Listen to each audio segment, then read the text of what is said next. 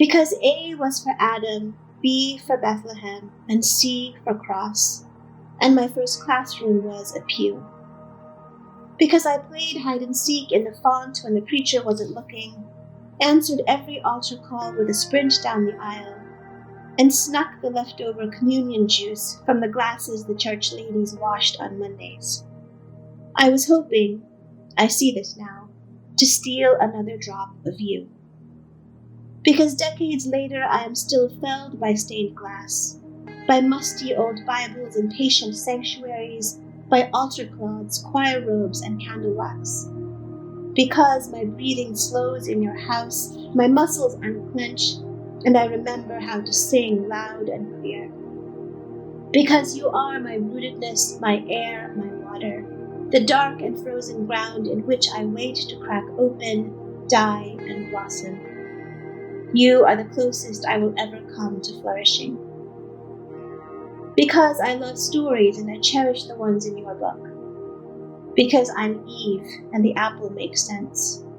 I'm Sarah and my barrenness hurts. I'm Rachel and I won't surrender my sacred objects. I'm Leah and I long to be loved. I'm Hagar and I need to name you in the desert. I'm Miriam and I'm ever watchful. I'm Mary with the jar who weeps at your feet.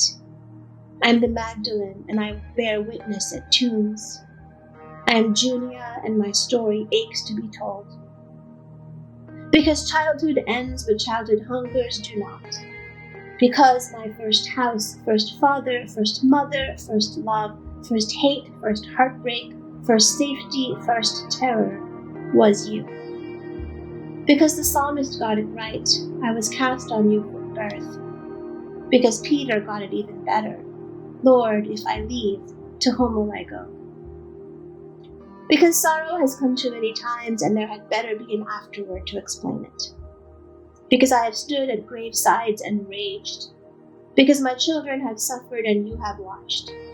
Because bodies failed, minds cracked, hearts broke, and we didn't live happily ever after like the fairy tales promised.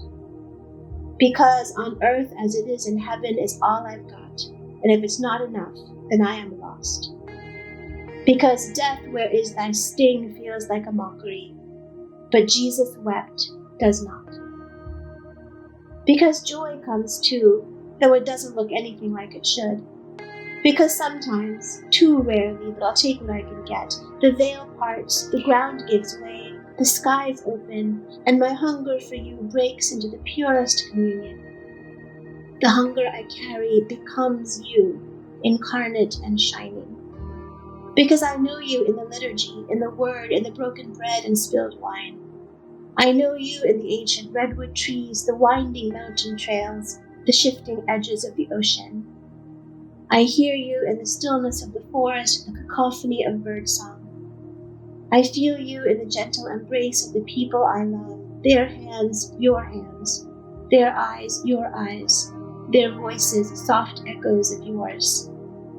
Because in those moments the possibility of you grows and grows until I am unhoused and undone, too alive for this world.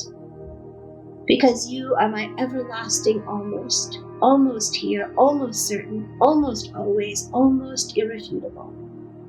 You are the tenuous edge I will live and die on. Because the almost of you, heartbreaking as it is sweeter than any guarantee I will find in this world. Because you are not who I thought you were, so I must wait for revelation. Because I need someone to wrestle and you meet me at the river. Because this is no ordinary hunger, and your manna alone will suffice.